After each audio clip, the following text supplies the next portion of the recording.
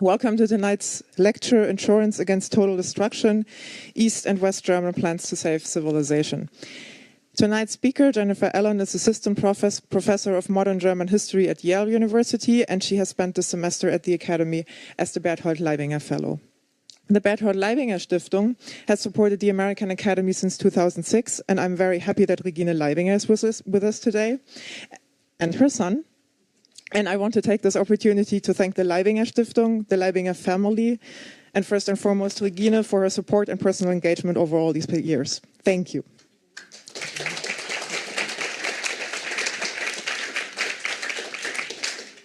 Tonight's lecture is sadly the last Fellows lecture of this semester at the Academy, but not the last event altogether. For Jennifer, not just a semester is slowly coming to a close, but a whole year of research in Germany. Before joining us here in Wannsee in January 2019, Jenny has already spent the fall of 2008 as visiting researcher at the Dahlem Humanities Center at Freie Universität, and therefore it gives me great pleasure to welcome Professor Paul Nolte, who is the chair of modern history at Friedrich Meinecke Institute, and also since 2016, member of the board and speaker of the Dahlem Humanities Center of the Freie Universität. He will be joining Jennifer on stage after her talk for a debate about her current project. Thank you, Professor Nolte, for being here tonight with us.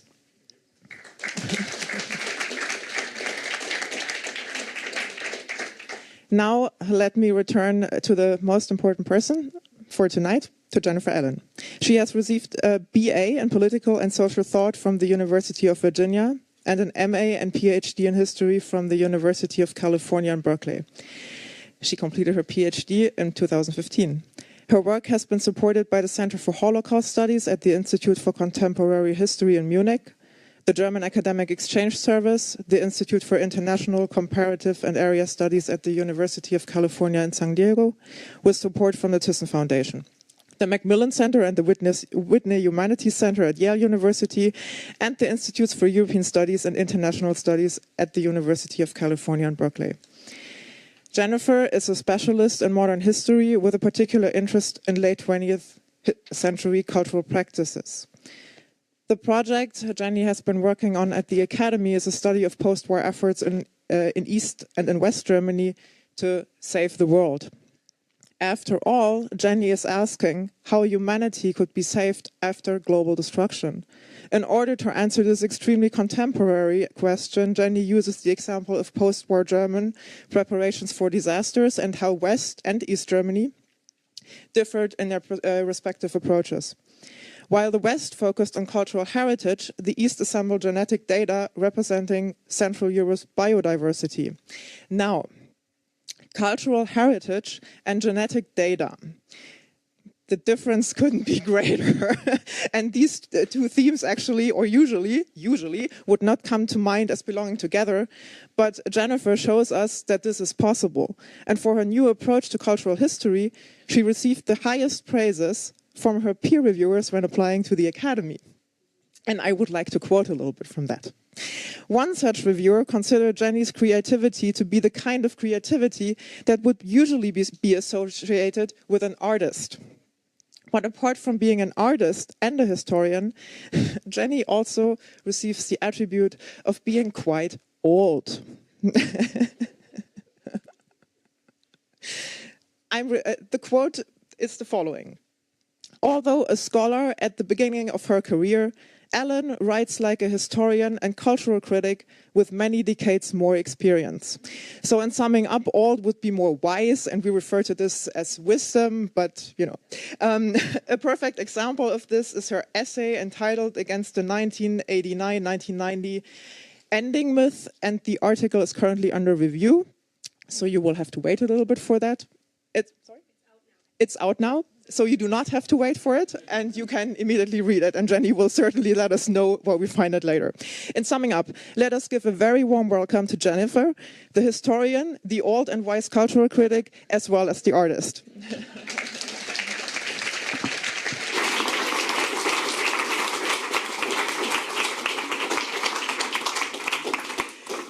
Thank you, Barrett. That was such a lovely introduction. And thanks are really in order on a number of fronts this evening, perhaps most importantly to the Leibinger family, whose incredible generosity has made it possible for me to spend the spring here. So to the representatives who are here, Regina and Linos, thank you for supporting new ideas.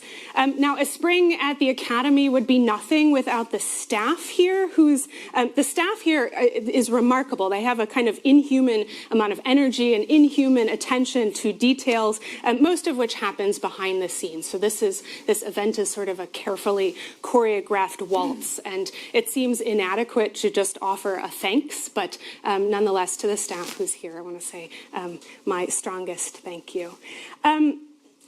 As we wrap up, we fellows are in our penultimate week here, so as we wrap up, I also want to thank my fellow fellows. They are brilliant minds. They are also wonderful people. It's a little cliched to quote people of the past to make a point about the present, but I'm a historian, so I'm going to dispense with that cliche, and I'm going to use the words of somebody who said something that I want to say about those from whom we learn, but said it better, namely the Swiss psychologist Carl Jung, who in 1910 wrote that, quote, "One looks back with appreciation to excellent teachers, but with gratitude to those who spoke to our humanity. The curriculum is the necessary raw material, but warmth is the life-giving element for both the growing plant and the developing soul." It's been an absolute pleasure to think and learn and grow with these other fellows who've proven not only excellent teachers, but also warm people. And those of you who've been to our other events know that they fairly easily speak to our humanity, speak to us as human beings. I would be really remiss in not thanking my interlocutor, Professor Dr. Paul Nolte, who's not only supported this project from its start, but whose support, as Barrett mentioned, has also made possible the rest of my sabbatical here, together with the support of the Volkswagen and Mellon Stiftungen. And last, but certainly not least, I want to thank all of you for joining me. Part of what makes Berlin such a fantastic city is its rich intellectual life, and that means there are tons of other places that you all could be tonight.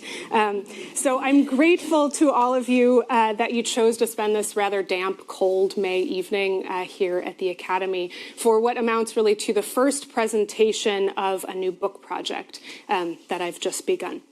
Now, as Barrett mentioned, I am a historian of 20th century Germany. I am also a historian who likes writing sanguine histories. And there's actually, I think, a lot to be sanguine about when it comes to 20th century Germany, especially post-war. Germany's recovery was truly remarkable, turning it into a model of economic prosperity, political stability, continental, even global, arguably, leadership. Still, people start getting a little nervous when you put Germany and plans for the future of the world together in the same sentence. That connection immediately evokes associations with violence. So first to mind is always National Socialism and the violence, for example, of applying Mendelian genetics to human bodies in pursuit of the master race.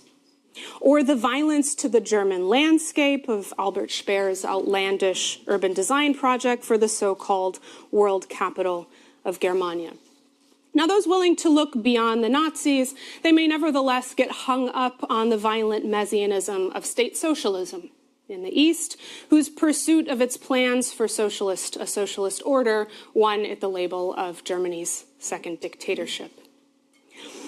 But this collection of associations, this clashes with the Germany that I've inhabited. So it was against this backdrop, really, that I found myself asking a host of questions. How did the three post-war Germanys, so East, West, and reunified, how did the three post-war Germanys reimagine the pillars of humanity, of civilization, after National Socialism's attempt to define these things ended in unprecedented global bloodshed? Did these three Germanys imagine themselves once again as protectors of these pillars globally? And if so, what did that look like in practice? What did they understand as their practical responsibility, both to their own citizens and to the world as they pursued that role? So this is the collection of questions that drive this project. And because I'm really at the beginning, I want to use these questions to structure my remarks tonight. Rather than giving you a sort of strong argument, I want to use my time this evening to sketch out the way that I've approached these questions and some of the fascinating answers, really, that they've begun to generate. Now, there are many roads that I think that could lead us to answers, but there are few avenues better for accessing interpretations about what really matters to society than through discussions about what's worth saving in the event of total catastrophe. What do we want to have on our sort of startup disk to reboot society after it crashes?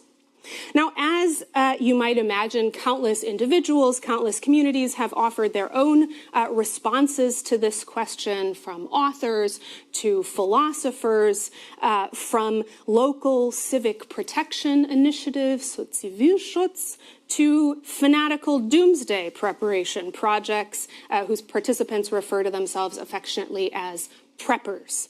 In an increasingly anxious United States, the existence of the prepper community, whose members buy and refurbish things like old bunkers in the middle of nowhere, who stockpile massive reserves of food and supplies. In the U.S., preppers are fairly well known. I was surprised, however, to find that the community is also active in Germany. This is an image from the homepage of one of Germany's prepper communities. From what I can tell, they're not as robust here as they are in the U.S., but they're robust enough that the Ministry of the Interior in 2017 put them on the watch list together with right extremist organizations. But I digress a little bit there. The point is that many have offered answers to the question of how to pull society back from the brink of annihilation by stockpiling, by lagering, by squirreling away for safekeeping, the things that will matter most when the world finds itself on the edge of oblivion. But in this project, I'm really interested in the German state. I want to explore how the state responded to this question and how its responses changed over the post-war period according to shifting Cold War tensions and other global anxieties.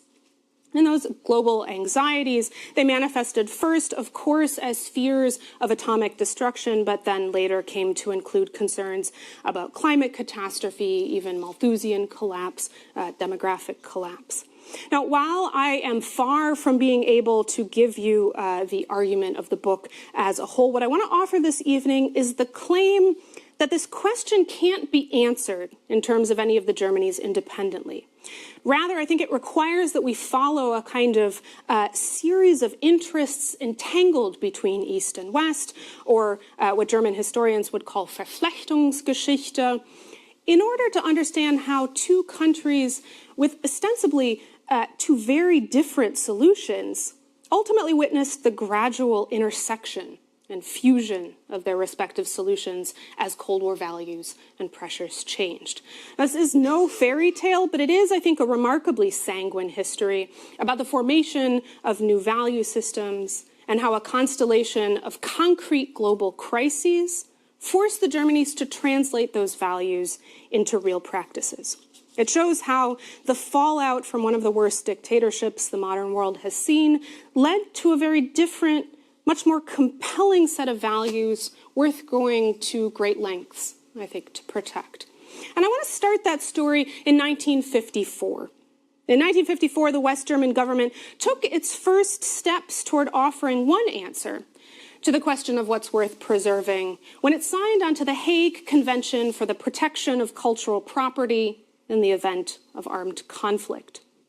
Now, the convention gave West Germany some guidelines for what was worth preserving. It defined cultural property, for example, as, quote, movable or immovable property of great importance to the cultural heritage of every people, objects of artistic, historical, or archaeological interest, as well as scientific collections and important collections of books or archives.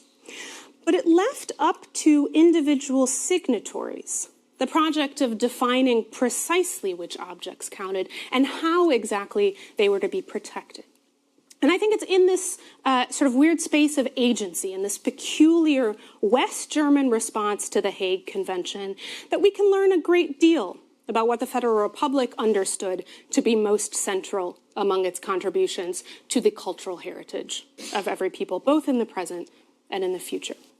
Now, 7 years after the Hague Convention, East Germany erected the Berlin Wall, ostensibly to protect itself from encroachment by its Western neighbor. Now, the same year, West Germany took out a very different insurance policy.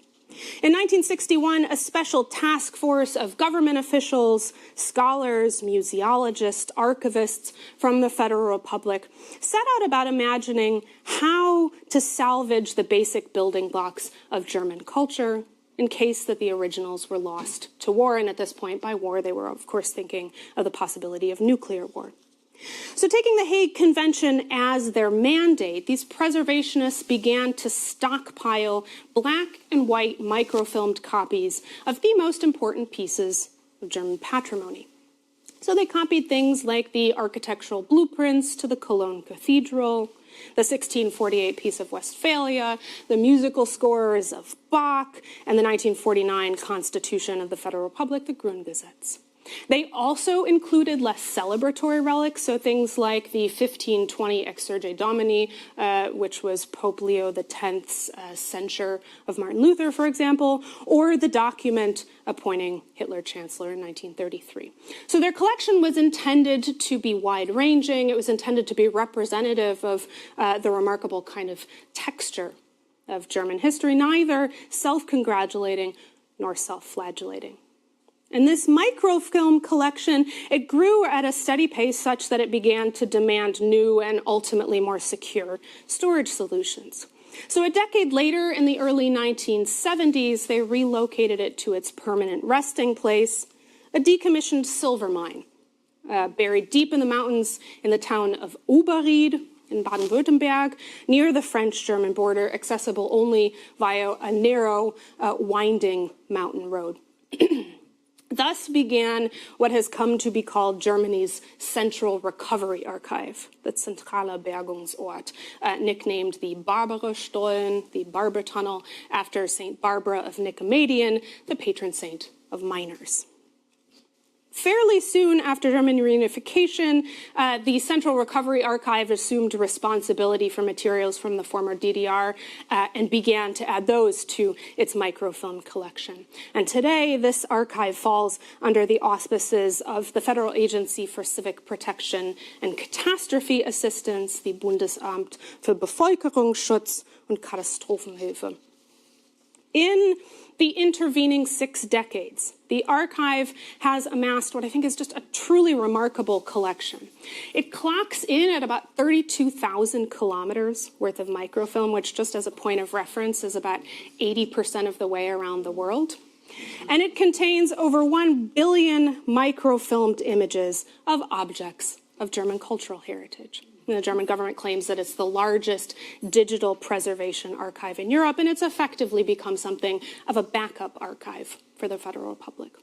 Okay, so at this point in my research, I decided I wanted to switch directions, cross the Iron Curtain, find the East German version of this project, and then work backwards in some ways to trace its genealogy in order to understand the similarities and the differences in how the two countries approach this kind of initiative. But this line of inquiry grew really frustrating really quickly. I kept coming up mostly empty-handed in my search for this. East Germany displayed a relative indifference to national cultural projects of this sort. The DDR only signed the Hague Convention in 1974, so 2 decades after its Western neighbor. Now, when it did, that set into motion a series of preservation initiatives that appeared analogous to those in the West. So the DDR enshrined the imperative of cultural preservation into East German law in July 1980. This was the Gesetz zum Schutz des Kulturgutes der DDR. And they bolstered that law then with a collection of coordinated sort of archival institutions designed to centralize the preservation of East German cultural artifacts. So it created what it called a Cultural Protection Commission, also a central office for microfilm archiving, which it actually headquartered in Fech, just to the southwest of Potsdam, as well as the Central Office for Reprography. Reprography is the science of copying and reproducing documents. The Central Office for Reprography was located in southeastern Brandenburg in the town of Kosenblatt. So the DDR created these institutions which gave the impression that this was a priority, but they were slower than in the West. They were smaller than in the West. And in practice, then, the DDR's commitment to this enterprise remained relatively lackluster. So this story could stop here. It could stop here and just tell a story of the marginalization of national cultural heritage in the East. And that story, we might say, would more or less make sense in the context of socialist internationalism, but that story is what I would call a dog bites man history. It's a history that we expect. We expect that Germany's second dictatorship, we expect that its failed experiment in state socialism, we expect it didn't bequeath much to the post-Cold War order that's worthy here of commendation. But I'm interested in a different kind of history, something you might call man bites dog. I'm interested in the thing that you don't expect. So in the East, there was no serious equivalent to the Central Recovery Archive. But within East German preservation discourse, I kept running across references to the DDR's effort to create a similarly massive archive, also designed to safeguard against future catastrophe, but an archive of a completely different sort. Now, taking a very different tack with Mendelian genetics than the Nazis, a group of geneticists, biologists, cytologists in the early 1940s, so during the war, began to envision an ambitious collaborative project for their research on plant breeding and genetic mutations. In 1943, they founded the Kaiser Wilhelm Institute for Crop Research. Now, since then, the institute has undergone many name changes, but it seems to have settled on the Leibniz Institute for Plant Genetics and Crop Research. So for the sake of everybody's sanity, I'm just going to use that, although it's slightly anachronistic. And because it's a mouthful, I'm going to use the German abbreviation, the IPK. So after the war, these scientists wanted a permanent home for their institute. And though they originally had designs on a site in one of the western zones, a gift of 500 hectares of land was really too hard for them to turn down. And so the IPK, with the generosity of the Soviets in 1945, ended up putting down roots, both figurative and literal, in the eastern town of Gattersleben, just outside of Halle. The Institute's aim was, quote, to collect and preserve the diversity of agriculture and horticultural crops assembled from around the entire world, to grow these manifold resources in essential ways, and to benefit from experimentation on them. The IPK has many departments, but tonight I want to focus on the one tasked with developing an agricultural seed bank, representative of Central European biodiversity. And the department conceived of its task as the creation of, quote, a hub of international seed exchange, working in close connection with all pertinent institutions around the world in order to preserve invaluable genetic material for the future and to solve fundamental biological problems ranging from drought to warfare to cataclysmic man-made disasters. Now, they understood the bank as the inheritor, the sort of safekeeper of nothing less than, quote, a millennium and a half's worth of cultural work, the successful scientific labor of countless generations, end quote. This is a pretty remarkable project, a remarkable ambition, and one that was articulated as the dust was still settling from the defeat of the Nazis, as the Iron Curtain was just starting to descend. And this institute was the brainchild of the geneticist Hans Stuber, who made it really his life's work to cultivate the IPK and its international reputation. He believed that this institution could become internationally unparalleled. And in this regard, the East German gene bank is actually an incredible success story. It was, at the time, arguably one of the best collections of its type anywhere in the world, and one of the defining features of the East German research landscape. And it was so important, in fact, that the Federal Republic, in 1966, took over an analogous regional project in Braunschweig to create the Research Institute for Agriculture and Husbandry, the Forschungsanstalt für Landwirtschaft. And a decade later, this received the official designation as a federal program, so the Bundesforschungsanstalt. Importantly, the Braunschweig Center mimicked the structure and the aims of the IPK in the East. In comparison to the size, the diversity, the research capabilities of the East German Institute, however, the Western project came in a solid second place.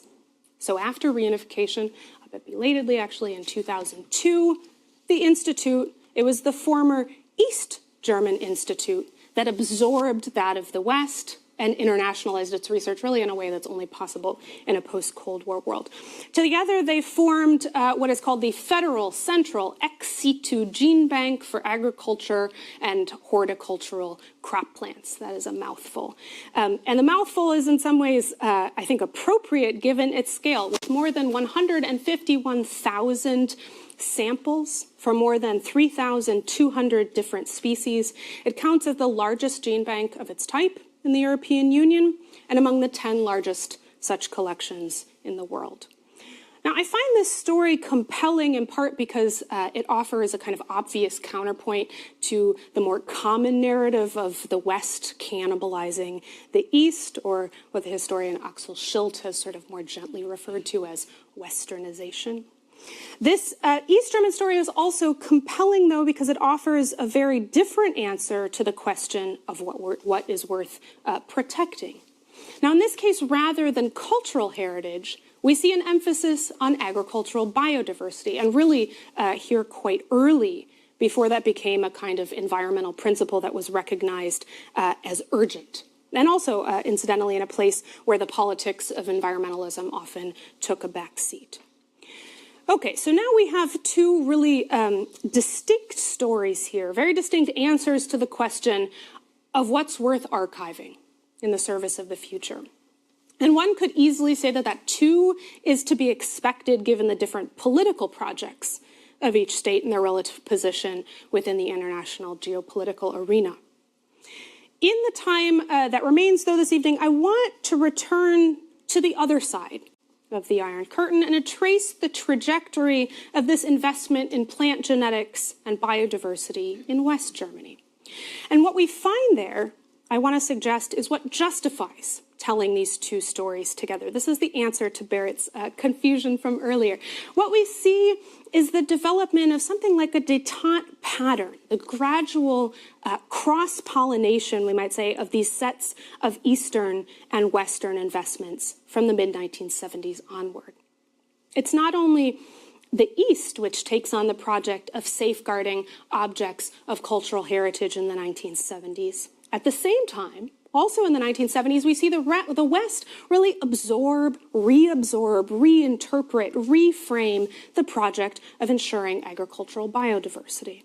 And I want to make this point via a case study that takes us to a place that certainly I didn't expect, namely to Ethiopia, where geneticists, German and otherwise, had been actively researching the region's unique agricultural resources, certainly since the 1920s. And since 1964, West Germany's Association for Technical Cooperation, today called the German Association for International Cooperation, has brought natural scientists, social scientists, and humanitarian activists, among others, to the country to support initiatives to promote things like employment-oriented education, sustainability practices, and food security. Now, that sounds like a lovely portrait of international cooperation, but by the early 1970s, Ethiopia was in turmoil. The oil crisis has hit Ethiopia hard, leading to intense protests that destabilized the long reign of then 81-year-old Emperor Haile Selassie. In 1973, Ethiopia was on the verge of a socialist takeover.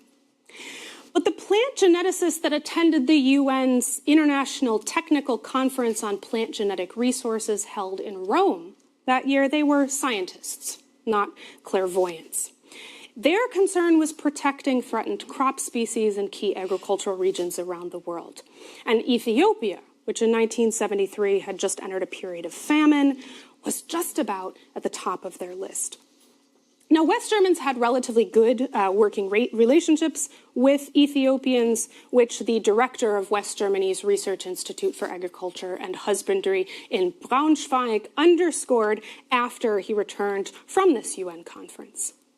The relationship was so strong, in fact, that West Germany and Ethiopia, over the next 3 years, developed a bilateral agreement by which the Federal Republic would provide the funding for a center to be located in the Ethiopian capital of Addis Ababa that would collect, store, evaluate, and promote the international use of Ethiopia's unique and valuable crop varieties. In short, a gene bank. And although Ethiopian agriculture probably wasn't on the minds of most ordinary Germans, for the West German government officials charged with assessing the significance of early proposals to create this gene bank, the stakes of this Ethiopian project were anything but low or provincial.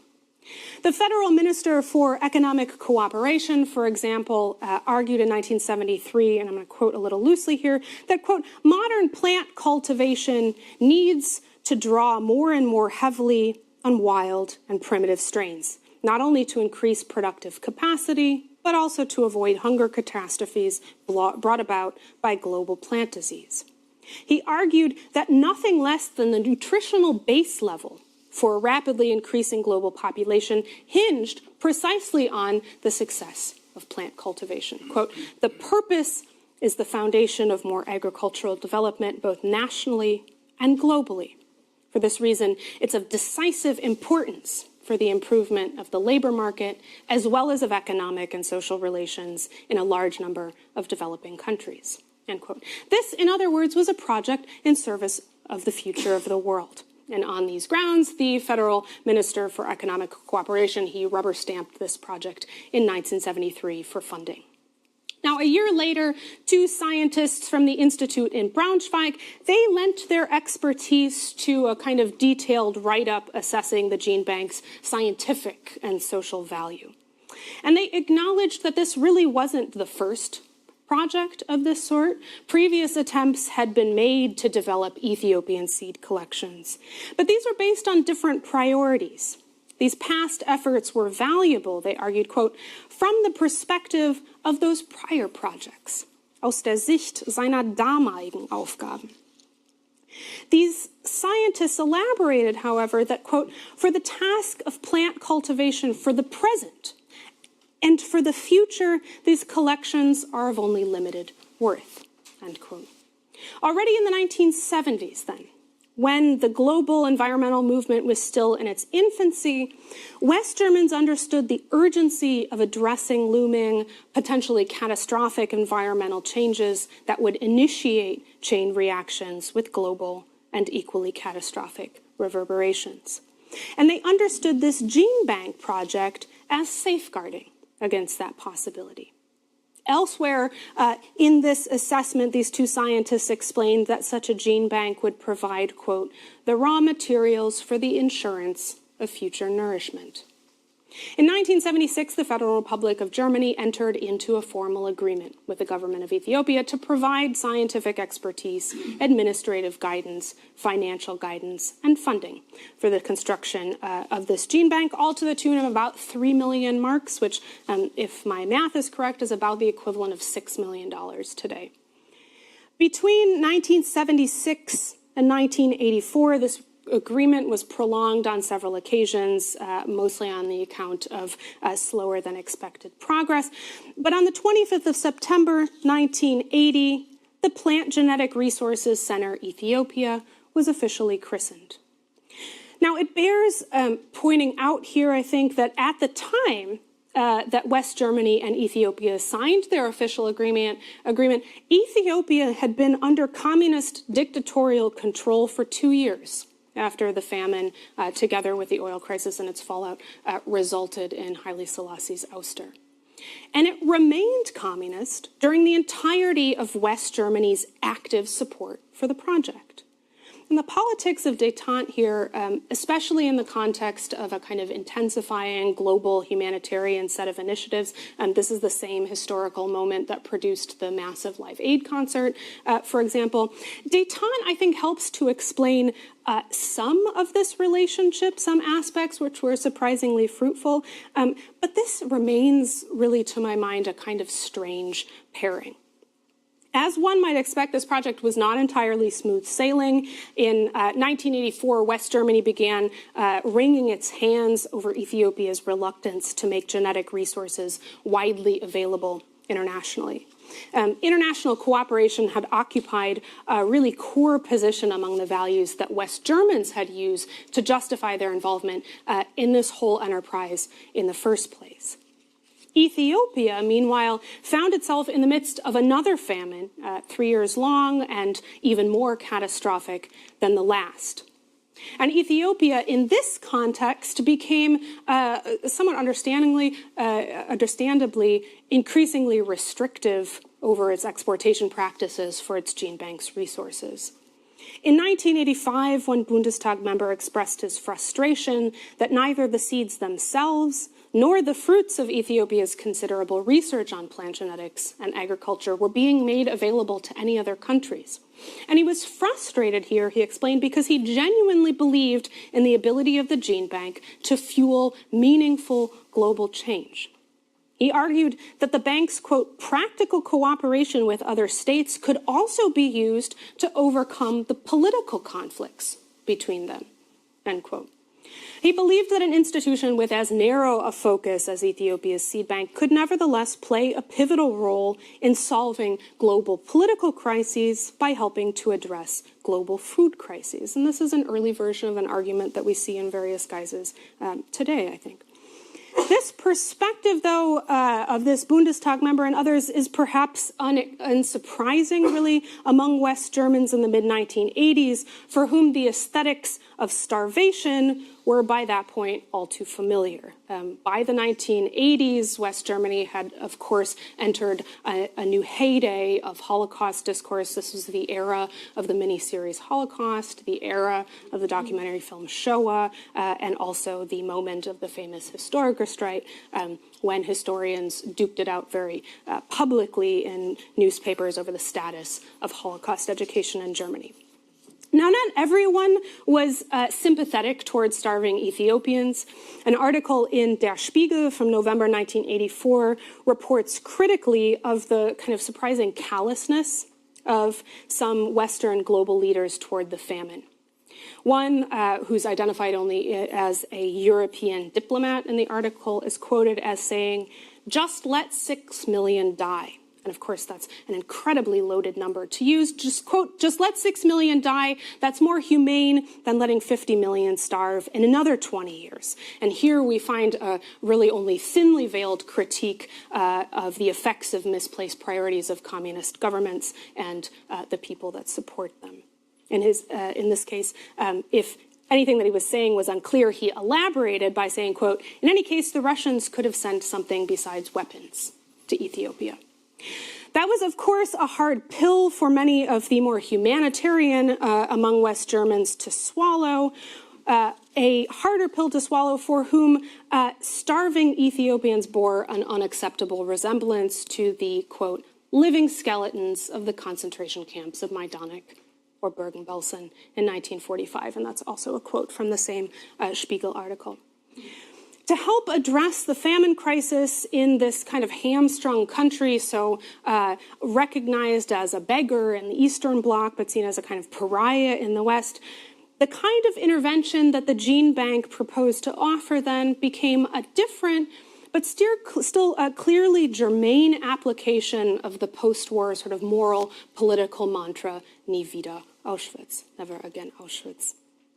Ironically, though, the gene bank didn't actually make much real progress in the terms of this short-term crisis. While German coordinators on a number of occasions during the famine expressed a commitment to doing something, the gene bank nevertheless remains sort of surprisingly inactive. In a report on the bank from 1985, so on the tail end of this famine, its coordinators noted that they would, quote, give renewed consideration to the ways the gene bank project could contribute to the safeguarding, the Sicherung of agricultural production. So in short, over a decade after its initial conceptualization, the gene bank was still kind of figuring out how to put its world-saving ambitions into actual practice. And in this space between idea and practice, the project in some ways lost some of its force. But I want to suggest, though, that that failure, at least in the context of my own work, is somewhat beside the point. It does relatively little to decenter the fact that what we're observing here is a Germany in its early years of becoming a leader in global environmental practices, working at a new post-fascist understanding of what really matters to humanity, and by extension delineating Germany's contribution to ensuring those things remain protected when disaster strikes.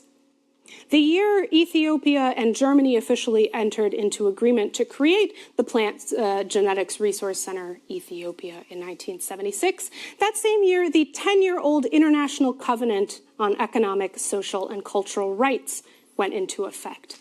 And its signatories, which by that point included both West and East Germany, but incidentally not Ethiopia, which didn't sign on for another 2 decades, the International Covenant on Economic, Social, and Cultural Rights acknowledged the right to an adequate standard of living, including adequate food, and the right to be free from hunger. The Covenant's commitment to the right to feed oneself with dignity, that buttressed West Germany's decision to support this Ethiopian Gene Banking Institute. But what I want to conclude by underscoring here is actually the trajectory of this project after it largely left German hands. Namely, that it helped to create an infrastructure within which Ethiopians themselves, specifically Ethiopian farmers, in some ways the real experts in the nuances of East African agriculture, the Addis Ababa Seed Bank project helped create an infrastructure within which Ethiopians themselves could pioneer creative new techniques for safeguarding their agricultural genetic resources. Over the 1990s and early 2000s, the Plant Genetic Resources Center Ethiopia refined its mandate, eventually becoming what's now called the Ethiopian Biodiversity Institute, which networks with a range of governmental and non-governmental organizations in pursuit of its mission. And over the past 3 decades, the Institute has focused on forging strong, practical partnerships with rural communities through the creation of a network of community seed banks. It's prioritized linking scientists with small-scale local farmers in order to give those farmers the tools to put their work in the service of securing the future of their villages, as this rather sort of twee-looking but actually quite informative expose at the top argues explicitly here at the bottom. It writes, community seed banks are the self-managed places where farmers share their seeds to secure the future of their villages. The Ethiopian Biodiversity Institute, though, would take that argument itself, would take it a step further and suggest that this work has not only local, but also global implications. When small farmers harvest their crops, they contribute samples to their local gene bank. In return, they can make use of the seed bank's resources if and when they need them. That means that rather than lagering seeds in a kind of super-cooled storage facility where they're rendered dormant and unchanging, and where they actually only remain viable for about 2 decades, contrary to the kind of popular perception. This community biodiversity practice, this keeps seeds in active use. That means that plants are exposed to and thus respond to changes in the environment. They evolve, they become hardier, and their hardiness thus contributes to more sustainable diversity of global agricultural resources. That makes the seed bank a kind of dynamic repository then, a more sustainable one, and in other words, a better insurance policy. And in this regard then, I come in some ways full circle to the questions that I'm trying to answer. But I don't just find myself back where I started. What we see here in this portrait is a West Germany that began by archiving its cultural heritage under the atomic threats of the Cold War, but which later adopts an East German practice of archiving what we might think of as artifacts of an agricultural heritage. But the constellation of global threats through which West Germany made sense of this new practice had changed in the interim, such that the threat of environmental catastrophe was now on everyone's minds. The question West Germany was now asking was how could it use its resources, financial, scientific, political, to facilitate local archival efforts around the world to shore up biodiversity in the name of a more secure global future. Thank you. Thank you, Jenny, very much. Fascinating talk, really, and I think gives us a lot of food, if I dare say, for thought in the next hour or so. And as has been announced, we will start here with a little bit of discussion between the two of us. And after 15 minutes or so, you're asked to come in with your questions, and we'll have a discussion between you and Jenny. I was really struck by the self-descriptions that you were giving about your self-image as a historian.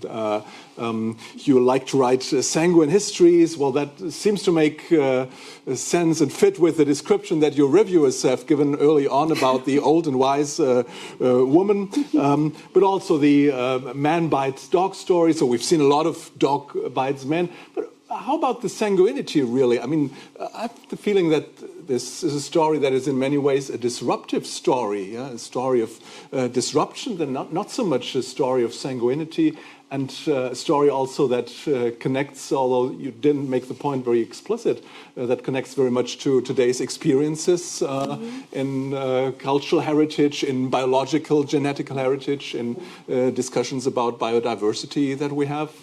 So shouldn't you perhaps be more of an angry young woman as a historian and confront these issues with the angers that many of us feel as contemporaries when we confront these apocalyptic fears about climate change and biodiversity and other issues? You're still feeling sanguine. I'm still feeling sanguine. I think, as a German historian, I am a complete cliche. I came to this subject, like many people, with an interest in National Socialism.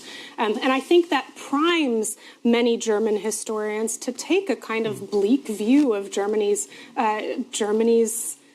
kind of cultural milieu, the political, cultural, social, existential milieu. But I come to this story very much thinking about Germany's longer trajectory, and that is that's a trajectory that focuses very much on recovery, very much on reasserting in a much more kind of ethical way Germany's position in a global community. I'll remind everybody that the 70th anniversary of the Grundgesetz is a week from today. A week from today. So this is a remarkable reframing of what could be a very kind of dark national, and I'm a very, very conventional historian in this context. I'm very much a national historian.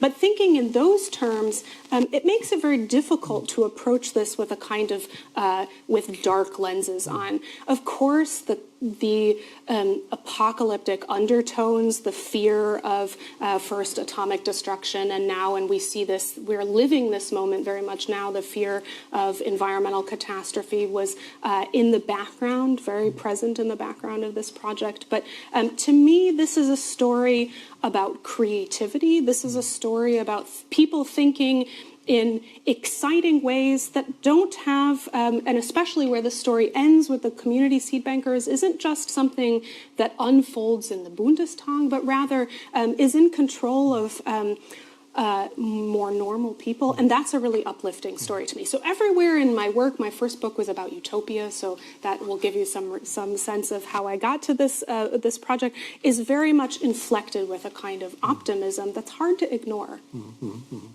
And it is, as you said, and you emphasized, you were in many ways politics, a cliche German historian and thinking in the national box. I think you demonstrated very much the opposite, which with the interesting excursion to Ethiopia. But still, taking on the German question, how much do you actually think is this a German story? Wouldn't a historian of France or of the United States be able to research and describe similar stories of anxieties about the future, about visions of utopia? And in a lot of German contemporary history, there's, of course, the obvious kind of moral inclination, but also methodological danger to project the stories that you're writing on the Nazi past. And there you have it. And the post-Nazi, the post-45 story becomes somehow a compensation for the Nazi story. And you have the two Germanys, and they grapple with the past in a different way. But many of the phenomena you were describing, take the preppers, for example, that's not a particularly German phenomenon as far as I know. There are huge prepper communities in the United States, in your own country.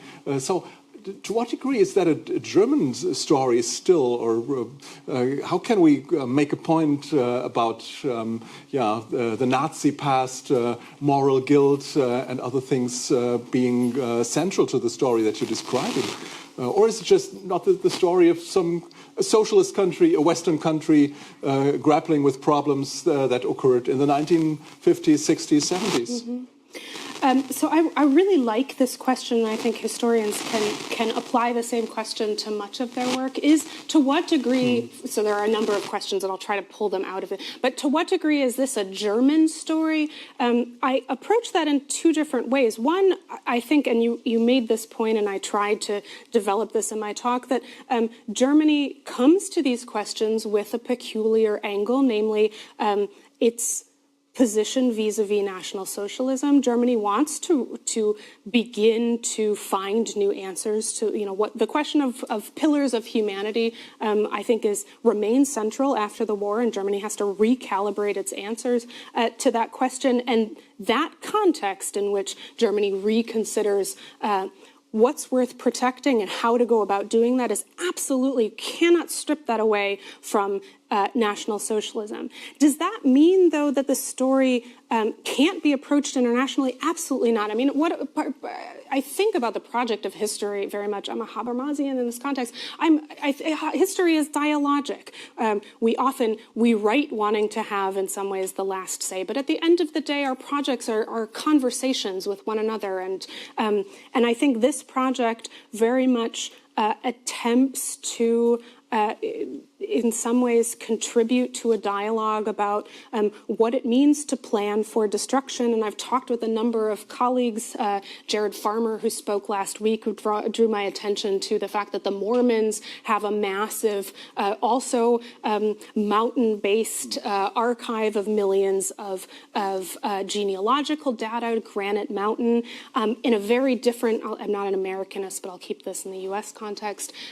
There is of similarly, I think, contemporary relevance, a project called Iron Mountain in Pennsylvania that attempts to get away from our push to put everything in the cloud and gives major corporations an opportunity to archive on hard copy. This is a remarkably environmentally destructive project, but to archive their records on hard copy and to logger them also in a mountain in Pennsylvania. So there are versions of this project internationally that is far beyond the capacity, far beyond the scope of this project to say this is how it connects to all of these projects. I'm not anywhere near being able to say we can recognize here a kind of an international conceptual pattern. But I wouldn't go so far as to say that this story, which has comes out of a unique set, a unique kind of constellation of concerns, can't then be put into conversation with other national contexts.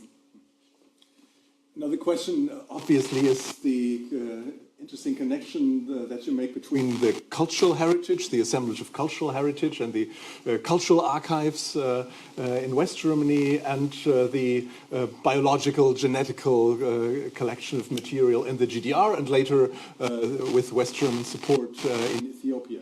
And it struck me that the question of cultural heritage didn't very much reappear towards the end of your talk. So one would have guessed that kind of in a certain line of argument, you would, at the end, you would come up with a cultural heritage again. But perhaps it's not worth mentioning so much because the question of cultural heritage has really lost its significance. So what about this? What about this relationship between cultural and biological heritage? It's not only a difference between a capitalist or a liberal democratic federal republic and the socialist GDR, but it also describes the transition in which earlier post-war times were more interested in this keeping of cultural heritage.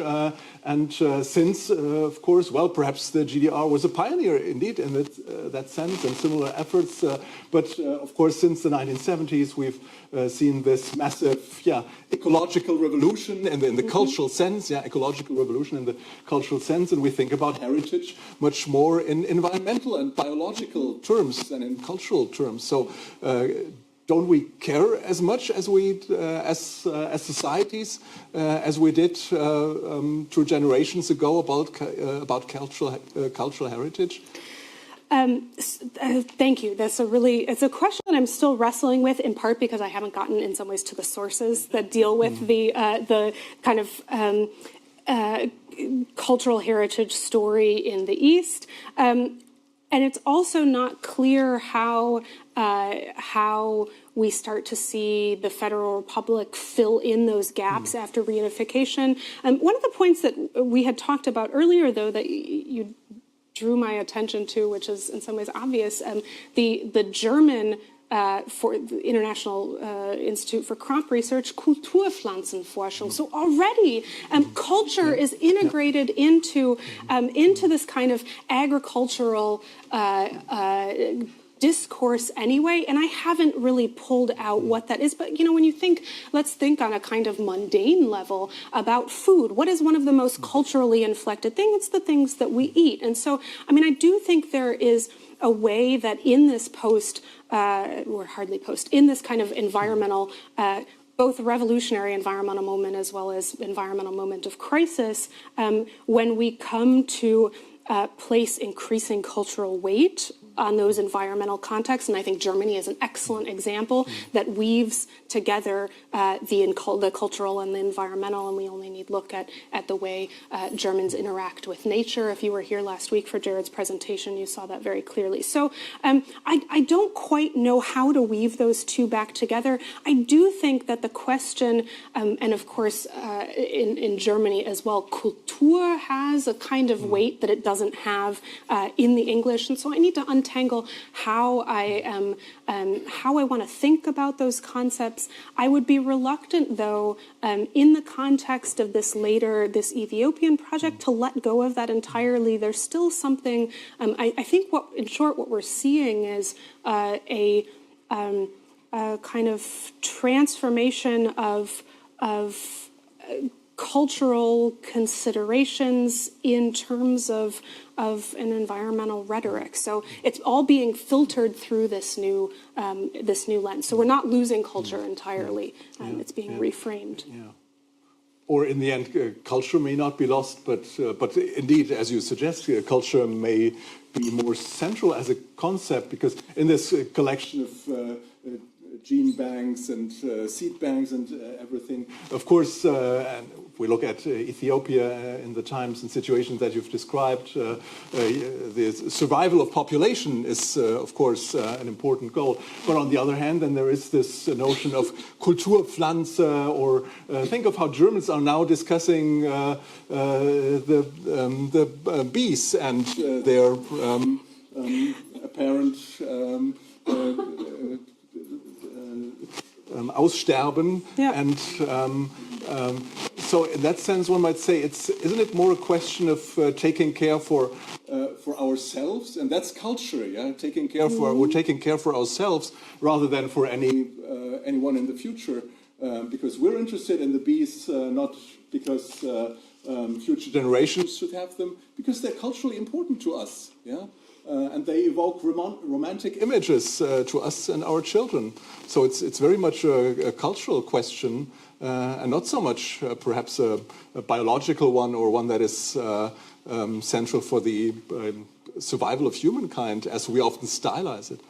I would push back, I think, a little bit there and just follow the bee example. And I'm not so embedded in the German discourse, but certainly in the U.S., the concern with bees is very much about the ability to continue producing. Sure. I mean, in Germany, let's take a cross-pollination. Cross-pollination, right? So if Germany loses the bees, it loses its ability to pollinate the hops. It changes the culture of beer. The bees in this one moment. Exactly. So I think this is the discourse about bees is very much oriented toward the future, but it always has. I think.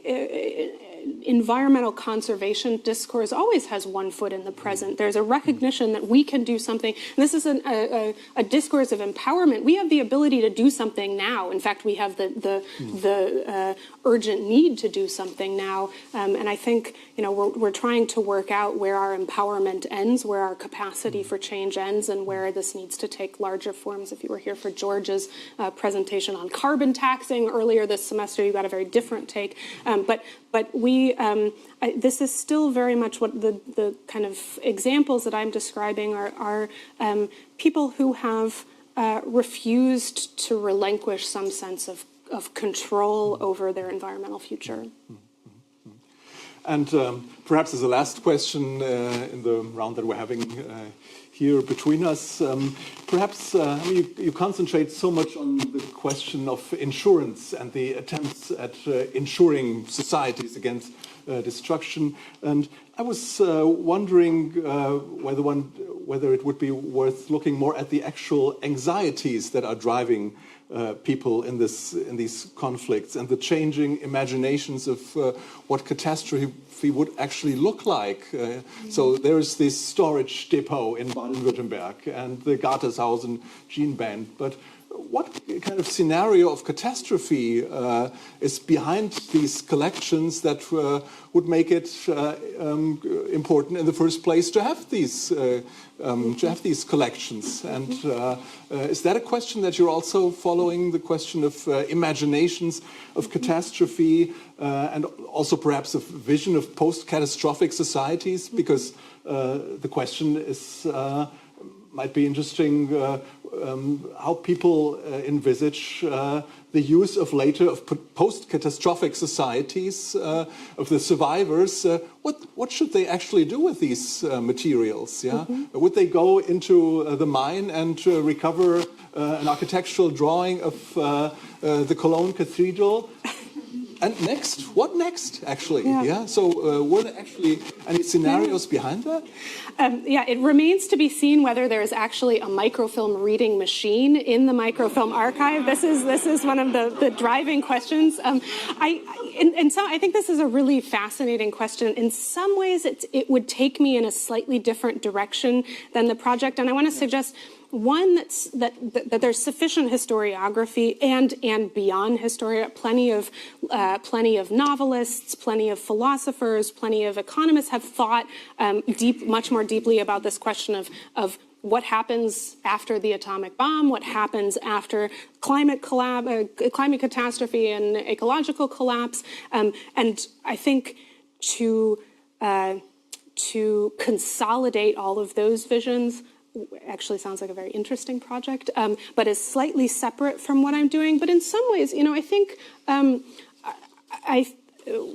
what we're witnessing here is a really strange moment in which, lots of new scholarship on the Anthropocene moment, the argument that humans are living in a new era of geological time, an extremely young era of geological time in which all of the major developments of the Earth are driven, in this case, by human change.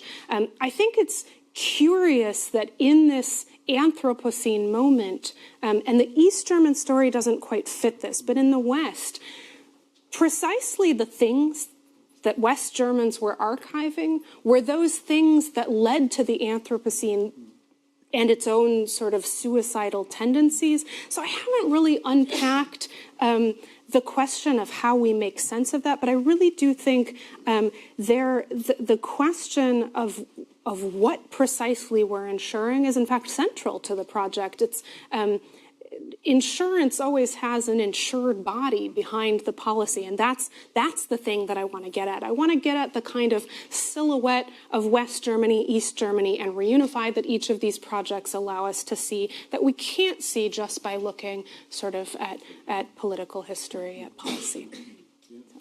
Yeah, thank you very much up to this point. And now we're waiting curiously for your question. I see a first question over there. I see many questions. Yeah, we have a microphone. The lady there with the red scarf. Yeah. Hi. Could you tell us who you are and where you're from? Yeah. Hi, I'm Nicole Callion. I'm from Germany. I've lived in the U.S. for many years. This ties into not the last question, but the question before that. Is the cultural heritage site, does it still expand now? In other words, does the German government now decide, oh, we need to put this architectural plan in it or whatever? And the second question, unrelated to that, was it easy for you to get access to these different sites, both in the GDR and in the West Germany? Okay, so the first question, absolutely. The Zentraler Bergungsort is still expanding. The statistics vary. It depends on what article, but the most accurate I've seen is that Germany adds about 1.5 million images per year.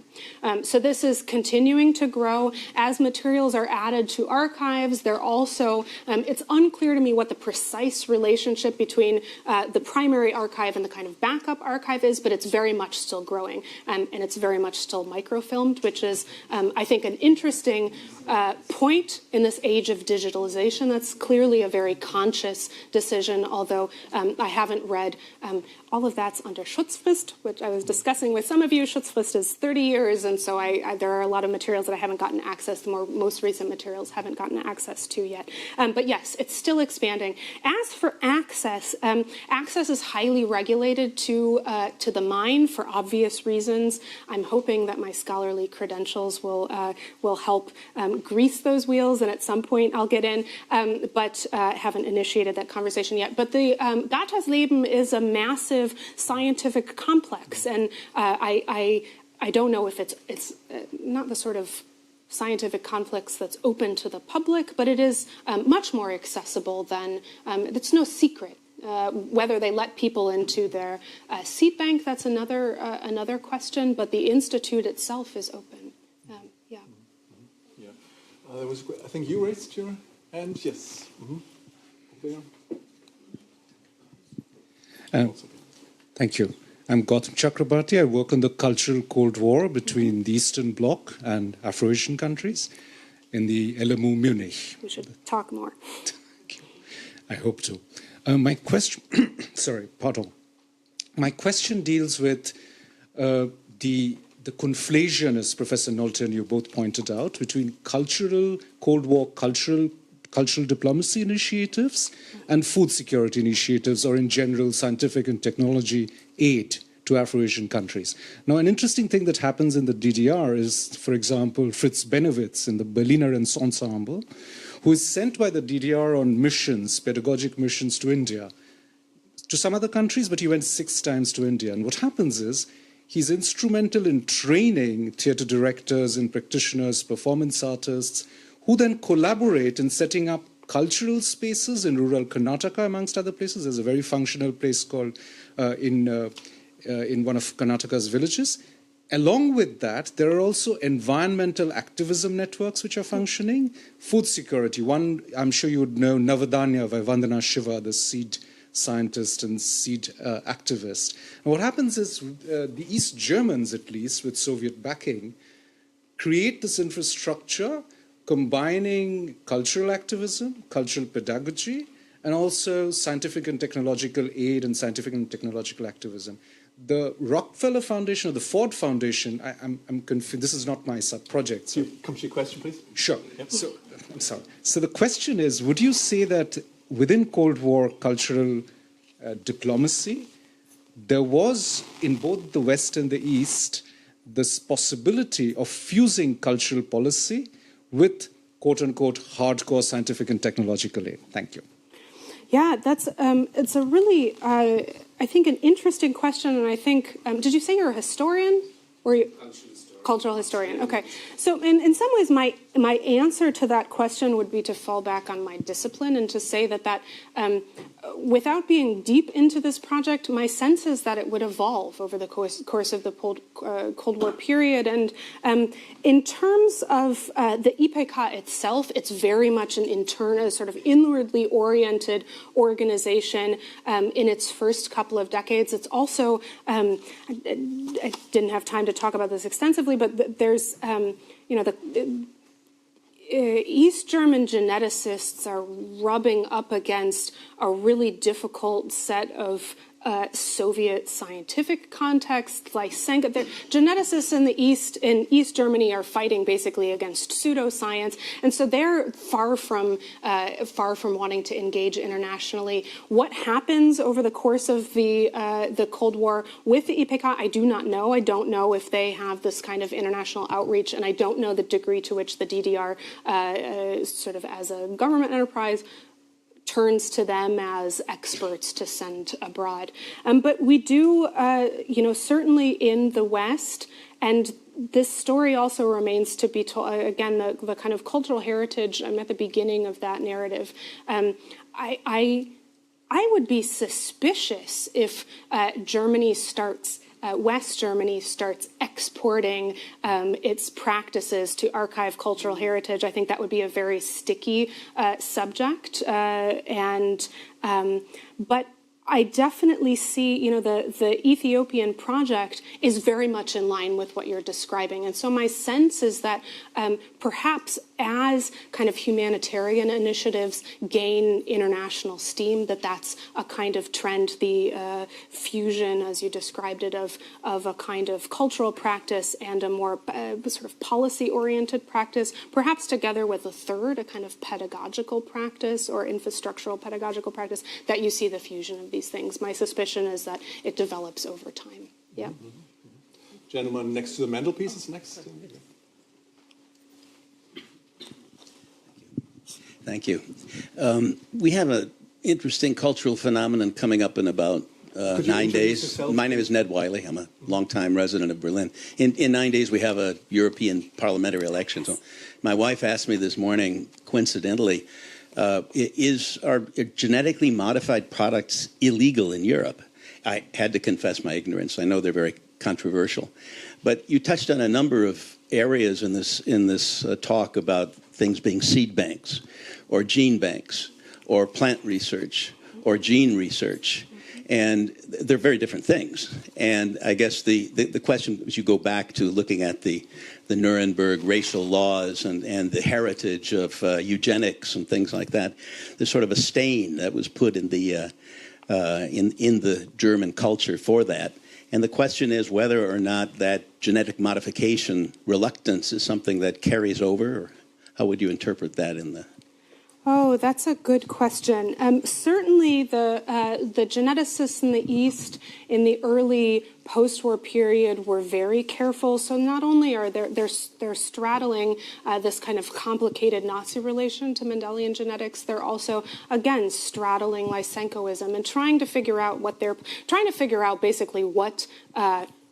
How to move forward with genetic research, what principles should they be following, and they were actually partially instrumental in kind of dismantling Lysenkoism. And so very early on, there's a kind of, early is an overstatement, but the East Germans become then rather committed geneticists on clearly scientifically demonstrable grounds, not on pseudoscience grounds. And so I guess there's, I'm not embedded, I think, enough in contemporary German conversations about genetics to have a sense of whether this is still a touchy subject, but certainly in the realm of plant genetics, there is a recognition, at least of the value of experimentation, not necessarily modification, but experimentation on hardiness as we face down climate catastrophe, what can survive drought, what is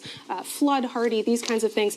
There's a clear recognition of that kind of value. Whether modification, I would be reluctant to sort of wade too far into that conversation, but there's now many generations of hard scientific study to back up the kinds of projects that are being undertaken in both the IPK and in the West German versions, that it's hard to make them controversial with reference to National Socialism, and the kind of outspoken contemporary values of some of these studies also make them quite valuable and temper some of the concerns. Yeah. Next question is for Daniel Schönpflug, right in the corner of the room.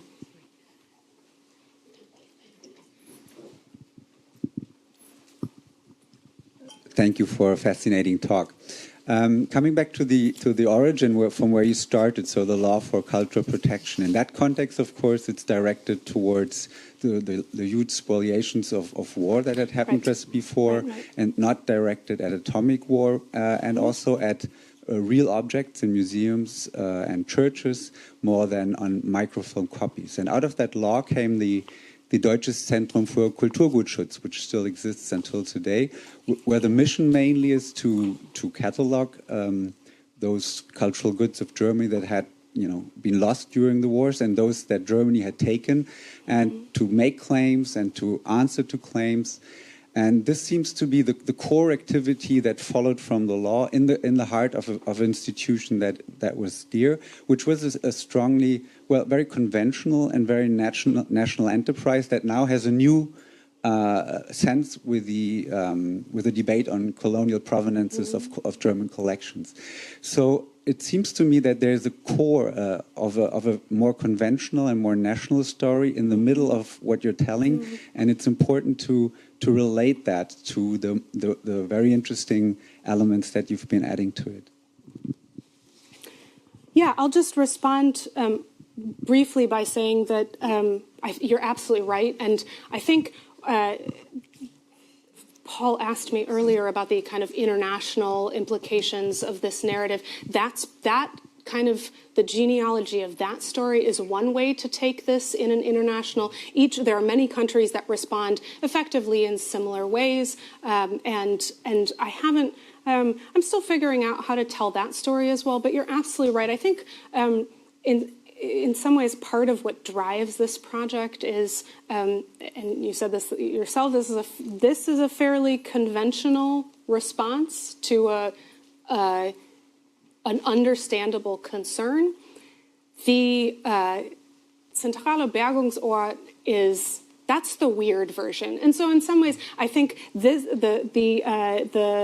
Zentrum für Kulturgutschutz is part of this story, but not the thing that requires explaining, I would suggest, yeah. Yeah, Mitchell Ash is next. I've got you, but here, Mitchell Ash was next.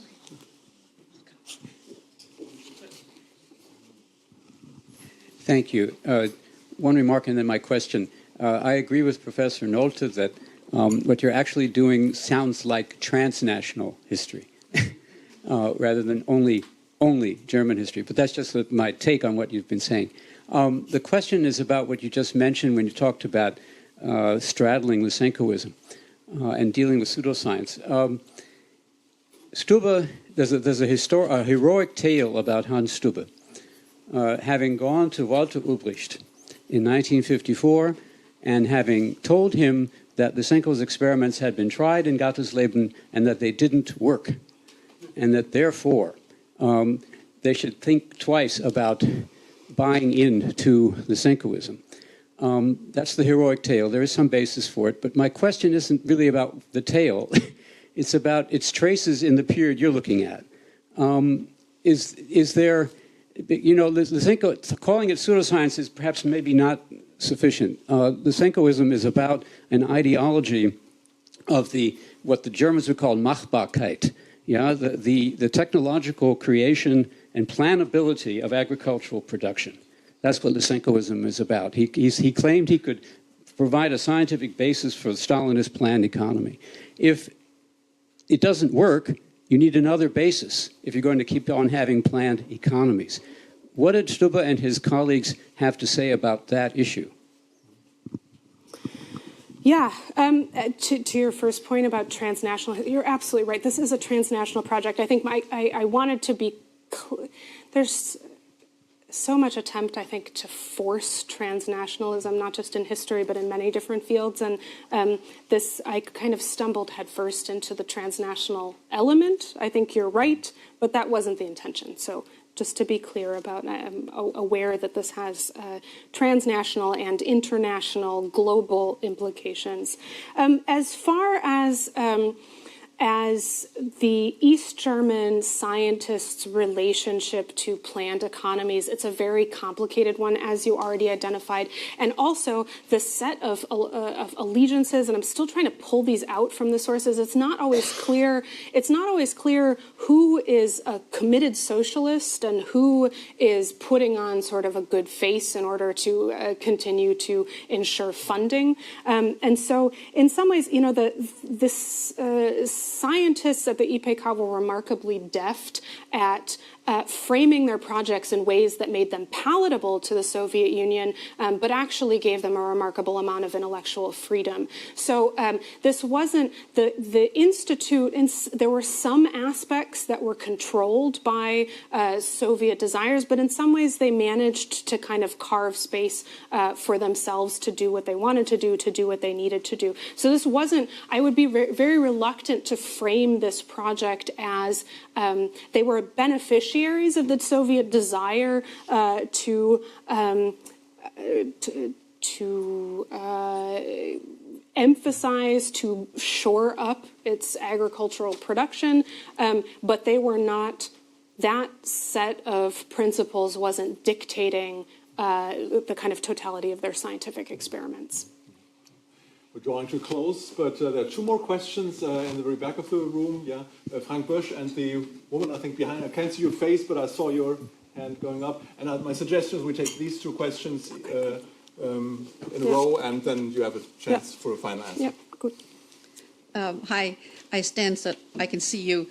My name is Susan Gillespie. I'm from Bard College and Bard College Berlin. And your narrative takes a really interesting twist at the end that I would describe as a localization of the seed bank.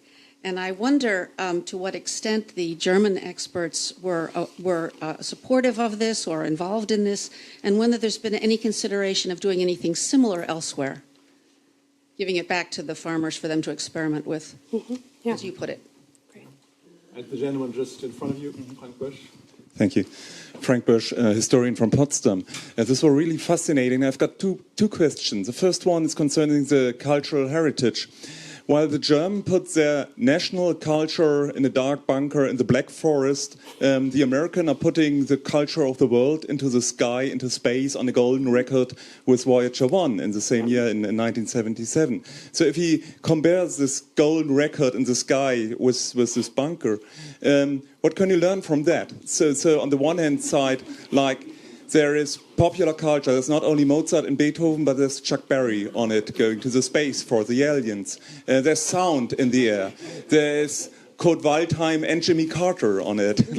And you see, I'm getting closer to my point. So I would like to know more about the specific of those things collected, to learn more about what should survive. So you didn't tell so much about that.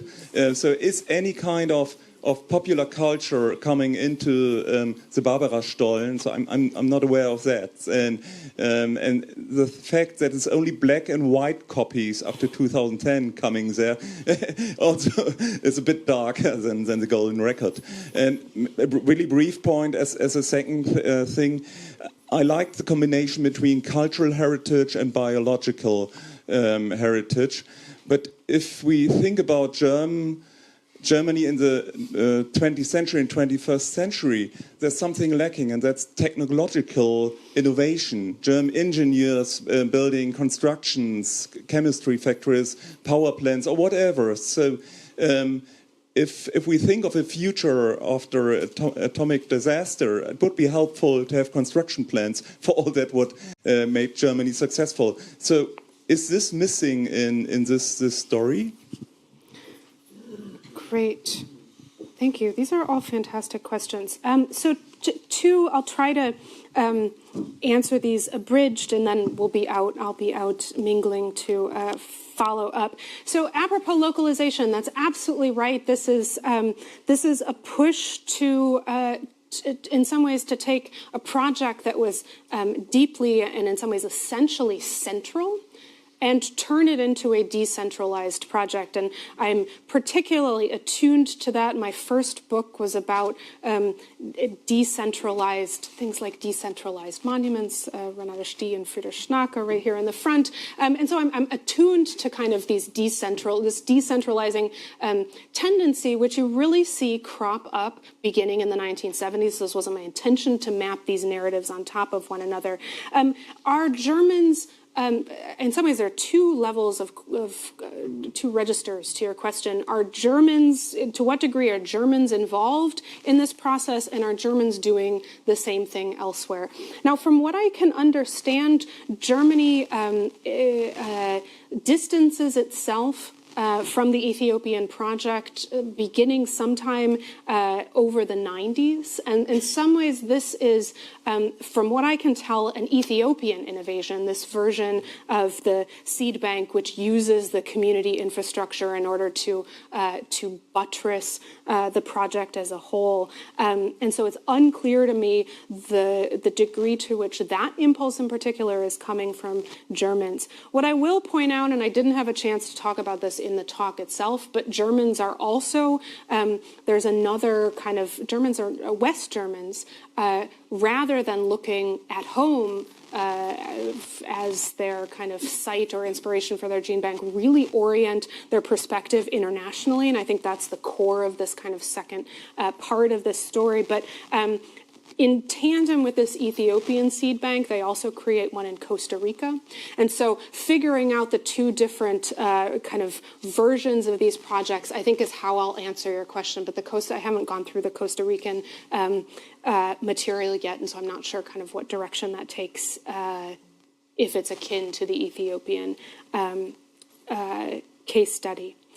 As for the question, I thank you for pointing out the golden record in the sky and all of these other incredibly interesting things that are floating off in space far away for the aliens to discover as a kind of idealized and I think misrepresentative version of global citizens of Earth. And I think you asked what do we make of the difference between these two projects, and I won't get too political here, but I think sending golden records into the sky and putting black and white microfilm copies into the earth gives you a sense of the relative political ballast in each of these respective places. No, I mean, I think sorry, I'll just leave that there for you to do what you want with. But the question of pop culture, the question really of the stuff of cultural heritage. So this archive started out very much as an attempt to do that, but in a kind of more German elevated Kultur kind of way. So the concern was less with Kraftwerk and more with Bach and archiving that kind of material, whether new music, again, restricted by the medium of the archive. So sound, also more kind of dynamic visual materials. How the archive is responding to those archival needs, I cannot imagine it is doing them justice. It remains unclear, though, whether the archive has ambitions to incorporate things like that. And I think there you also have an answer to the question of how I never in the talk actually defined cultural heritage. I let the Hague Convention do that and sort of left it there. But I think you see a very different set of attempts to give an answer between the Golden Record in the Sky and the 1520 Exsurge Domine. Apropos tech innovation, just briefly, I think I would put tech innovation in a separate category insofar as tech innovation, when we're thinking about, in terms of what to place in the bunker, that's, I think, a very interesting question. And I have a sense of how the earliest contributors to the archive, what they prioritized. It remains unclear to me whether, for example, proprietary software is making its way into the archive. But tech innovation seems to occupy a sort of interesting category that straddles both future orientation and the present. We build technology to serve us in the now. And so yeah, there are two different ways to look at tech. It's something to archive and something that fits this kind of future-oriented perspective. The first I cannot answer. The second, I would say, this operates a little differently than, say, seeds or something that, a kind of object that would make our post-atomic lives richer, like the blueprints of the Cologne Cathedral. So I'm not quite sure how to situate that in terms of the archive, but I do think it raises a lot of interesting questions about how we balance the needs of the present and this kind of pursuit of an attempt to envision a version of the future after catastrophe. Yeah, thanks. Okay, yeah, thank you very much. Thank you. Thanks, Jenny, for this fascinating talk and discussion.